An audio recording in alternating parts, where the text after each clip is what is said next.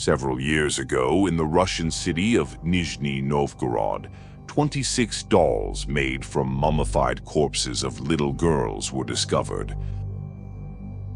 Anatoly Moskvin's story made headlines across the country in November 2011. Police officers found 26 dolls in the apartment of a Necrophilia researcher, a local historian, a specialist in burial studies, which turned out to be the bodies of dead girls. For 10 years, Moskvin had been digging them up from cemeteries in various districts of the region, and then drying them with a special solution of salt and soda. On the day of his arrest, there were many journalists near the house.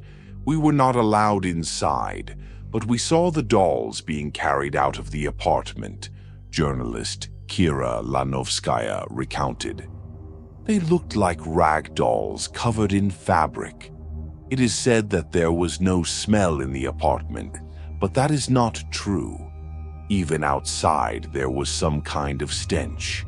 It was as if you were going up to an attic and found an old chest with a musty smell mixed with rot. According to her, one of the witnesses, who was in Moskvin's room filled with dolls, fainted and had a nosebleed. After the woman came to, she had a fit of hysteria. Investigative committee officials later said that the woman was screaming, pressing her hands to her chin, saying that she would not touch anything in that apartment and wanted to get out to the street as soon as possible, the journalist recalled. It took a lot of effort to calm her down and continue working. However, even the investigators were on edge. During the interrogation, they constantly went out to smoke because they could not calmly listen to Moskvin's revelations. If not for the mummies, the apartment where Moskvin and his parents lived would have looked completely normal.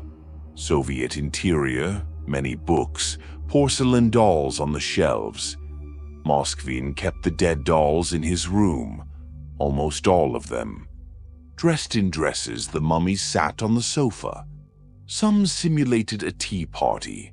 A toy tea set was placed on a small table for them. Inside the mummies were mechanisms from musical toys or music boxes. When touched, they said something like, "Daddy, I love you," or sang the song, "The Bear Loves Honey." When they started being carried out, music was heard from the bodies. It was terrifying. In some bodies, investigators found personal items of the deceased girls. Inside one was sewn a piece of a gravestone with her name, in another, a hospital tag with the date and cause of her death. In the chest of the third was a dried human heart. Moskvin finished the decomposed corpses. He stuffed the bodies with rags, covered them with nylon stockings, and sewed on the heads of stuffed animals. He inserted buttons or toy eyes into the girls' eye sockets so they could watch cartoons with him. During interrogations, the Necrophilia researcher claimed that he loved his girls and took care of them as if they were alive. "You got rid of the bodies, and I collected them," Moskvin said. Each of his girls had a name and a story. Among them were also unloved children, whom he kept in the garage. During interrogation, Moskvin revealed that he dug up the dolls out of loneliness. He was single and dreamed of having children. Adoption was not allowed by the guardianship authorities due to the meager salary of a university lecturer. From the case materials, in May 2003, I had a quarrel with my parents because they did not give me their blessing to adopt a girl from an orphanage. At that time, I told my mother that I would engage in black magic and contact the spirits of deceased children, mummify their bodies, and keep them at home. My mother, in anger, told me to do whatever I wanted. I was very upset and went for a walk in the cemetery to calm down. That same day, I discovered an inconspicuous grave of a girl. I decided to dig it up. On May 9th, 2003, in the evening, I went to the grave, dug it up to the coffin. It was lined with raspberry synthetic material. With a chisel, I made a hole in the lid of the coffin at the head end and pulled out what remained of the body. It was in very poor condition, covered with meat fly larvae and severely decomposed. The girl was dressed in a white blouse, black skirt, white tights, and shoes. The child had long hair. At that moment, I decided to try to mummify it for the first time. I moved the body to a remote corner of the cemetery and buried it in an abandoned grave of some grandmother. To properly mummify the body, soda and salt are needed. Moskvin called their mixture vaccine. I bought these substances at the store, found old nylon stockings in the trash, and made pouches from them. I filled them with soda and salt and started tying them to the remains of the girl. I changed these pouches once a week. I dried the wet pouches right there in the cemetery. To people who paid attention to me, I said I was feeding the birds. On July 25, 2003, I wrapped the body in various clothes and carried it home in a backpack. For 2 days, I restored the body. I stuffed it with rags, placed fresh women's sanitary pads inside. I also placed a human scalp I had. Then I sewed up the body with thread and made a wax mask for the face. By the way, the girl's head was half gone. I had a child's skull. I cut out the corresponding fragment from this child's skull and embedded it in the head of the mummy. Then I melted wax from candles on the face of the mummy and then covered it with nail polish, which I found in the trash. After that, I wrapped the body in stockings and dressed it in clothes, which I also found in the trash. During the second half of 2003, I slept with this doll at night, Moskvin told the investigators. Gradually, other dolls appeared in his home, almost all of them in his room, and only one of them, Masha, he settled in his parents' room. They had no idea that they had been living in the same space as a corpse for several months. They thought their son was making dolls from available materials. It is hard to say what Moskvin felt after his secret life became public, but the lives of his elderly parents turned into a living hell. They became social outcasts. Neighbors stopped talking to them. Unknown people tried to smash the windows in their apartment and wrote insults on the walls of their house. The Moskvin family shut themselves off from journalists. The parents were educated pensioners, former engineers, both born in 1938. The elderly couple told the press about their son's persecution. In 2010, Moskvin wrote an article stating that during the Tatar-Mongol invasion, Tatars raped Russian girls. For this, Tatar local historians accused the journalist of extremism, and law enforcement officials became interested in him. 8 police officers came to search Moskvin's apartment, and that's when the dolls were discovered. A criminal case was initiated against him for desecration of corpses and places of their burial. After the trial and searches, threats and humiliations, my mother suggested to my father, they die. My father said, no. My father had a heart attack, and my mother developed diabetes. They were dragged through investigations for a year. The Moskvin parents wanted to sell the apartment, but no one wanted to buy a house with such a history. In the end, they just invited a priest to their home, and he, having blessed it, said, all problems are because you don't go to church. Since then, they have been going to church together, and they continue to visit their son regularly in the hospital, bringing him homemade food. He is undergoing compulsory treatment in a psychiatric hospital. Due to strong medications, he moves very slowly, speaks poorly, loses vision, cannot write, and drools. He sleeps most of the day, remains almost indifferent to conversation. smiles a little only when my mother starts talking about the cat Barsik. I wanted to revive these children. Several years after this horrific incident in 2012, Moskvin gave another interview. While in a cage in the courtroom, he spoke with journalists who managed to sneak in with their questions.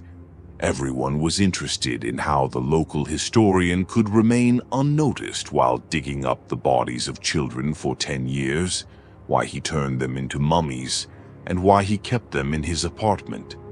I didn't keep corpses, I kept bodies. The thing is, I am engaged in black magic. Therefore, I wanted to revive these children. I felt sorry for these children who could still live and live. That's why I kept them, so that when science learns to fight cancer, it could then revive them, as genetics is developing very, very actively now, exclusively for that. I felt sorry for all these children. According to Moskvin, he knew from the beginning that he was committing a crime, but he felt sorry for the children. I just wanted there to be some material for future cloning, the defendant explained. Accordingly, so that these children could live again, a second time, because I felt very sorry for these children. Yes, I naturally, every time I dug up a child, I would talk to them. I would tell them, "Don't worry, I'll help you." I dreamed that they would grow up to become real people, that they would go to school, graduate, get married, and have children, so that they could live life to the fullest. I did not know then how to do it, but I knew I would find a way. He became interested in the mummification of bodies after studying ancient Egyptian traditions and the customs of Celtic Druids. I am a specialist in Celtic studies, and while studying Celtic culture, I noticed that Druids in this tradition communicated with the spirits of the dead, Moskvin recounted. They would come to the grave and sleep on it. Then, when I studied the cultures of Siberian peoples, specifically the culture of ancient Yakuts, it was the same, and I became interested. I also started sleeping on the graves of children I liked. The spirits of the deceased children began to visit me. Initially, I slept on graves. Then I adapted because not all graves were comfortable to sleep on. I adapted to move the bodies to places where I could sleep comfortably. I started making drying devices, various hiding places. Then I no longer had enough space for experiments because the number of children increased. And the fact is that spirits only appear in warm weather. In cold weather, you can't even sleep on a grave. So, gradually, I started drying the bodies and bringing them home. This was done very cleverly, slowly, one by one, so that no one knew about it. Before this, I studied the theory and technology of mummification from all available books. I studied ancient Egyptian writings for this. I traveled to Moscow and specifically studied all this. Then I traveled to various regions of Russia, studying the technique of mummification in different soils, and became so interested that I began to pay attention to distinguished people, and as a result, became a necropolis researcher. I really wanted a child. Yes, I really wanted to have my own daughter to pass on all my knowledge. I have a large library. I really wanted to. At first, my parents wouldn't let me adopt. They thought I wouldn't manage. But then, seeing how much I wanted it, my parents allowed me. But then there were problems with the guardianship authorities because they said my salary was too low. And I never really aimed for money. I always aimed for usefulness and interest. According to the necropolis researcher, initially he dug up the bodies of children with whom he had a connection. But then he began to dig up any children he found. At home, I communicated with them, Moskvin remembered. We had a group of dolls. There was a leader. There was an anti-leader, so we had a hierarchy, our own language, our own songs, our own holidays, our own, so to speak, inner world. My parents saw almost none of this, and I didn't let other people into this world. As a rule, my parents went to the Dacha in April and returned in October. During this time, we engaged in this world. The defendant noted that after digging up 26 bodies, he reached a dead end. He didn't know what to do next. No new data appeared in his research. To be honest, I had favorite children, the Necropolis researcher said. I planned to keep my favorite children at home regardless. Those I liked less, I planned to move to the garage, so they would live there, in the garage. If I stopped liking any of the children, I buried them in their own grave. I treated the children gently, kindly, politely, even tried not to curse in front of these children. Because you can't do that in front of children, especially since they were all girls. So I tried to keep myself on a high level. I arranged them, the dolls. They had drilled holes for eyes. I played cartoons for them. I played children's songs for them. I sang songs myself. According to Moskvin, these were ordinary children's songs that he would sing if he had a living daughter. Moreover, the Necropolis researcher ate with his dolls and talked to them while working on the computer. What I would do with living children, I did with these. I considered them alive, just temporarily dead. When, in 2012, Anatoly Moskvin was placed under compulsory treatment in a psychiatric hospital, he had a girlfriend. She learned about Moskvin's story from the internet, became interested, and traveled from the Moscow region to Nizhny Novgorod. There, she met Moskvin's parents and began visiting him in the hospital, helping his family in every way, and paying for his lawyer. Recently, Moskvin's lawyer submitted a petition for Anatoly's release. The prosecution, in turn, demanded an examination to determine whether Moskvin is a danger to society. On October 25, 2024, a psychiatric examination will be conducted. If it turns out that Anatoly Moskvin is not a danger to society, the court may decide on his release on the same day. It is possible that the appearance of his girlfriend had a positive effect on Moskvin's condition. He began making plans for the future. However, it may not be in Nizhny Novgorod.